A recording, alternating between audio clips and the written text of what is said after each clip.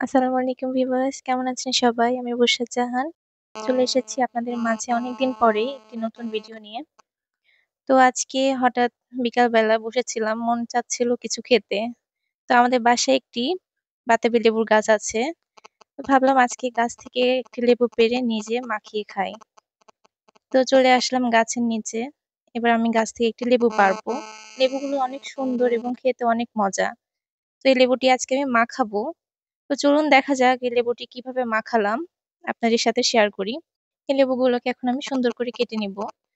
এগুলো কাটার প্রসেস একেকজন একেকভাবে কাটে, আমি এভাবে কাটি। তো সুন্দর করে কেটে এখান থেকে কুয়াগুলো আমি খুলে নিব। এবার এটাকে সুন্দর করে মাখাবো। এবার আমি একটি বাটির মধ্যে এগুলো সুন্দর করে নিয়ে নিচ্ছি। দেখুন কুয়াগুলো বের করে নিচ্ছি। মাশাআল্লাহ, কুয়াগুলো দেখতেও কত সুন্দর, খেতেও অনেক মজা, এমনিতে অনেক মিষ্টি। তারপরে আমি এবার ঝাল লবণ তেল দিয়ে এটাকে মাখাবো, অনেক মজা খেতে।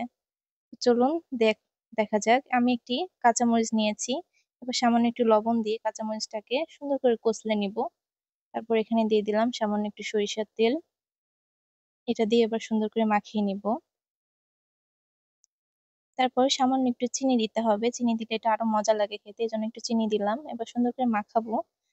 যাই হোক, অনেক মজা হয়েছিল। মাখানো কমপ্লিট। এবার একটু টেস্ট করে দেখলাম সবকিছু ঠিক আছে। ধন্যবাদ সবাইকে সম্পূর্ণ ভিডিওটি দেখার জন্য।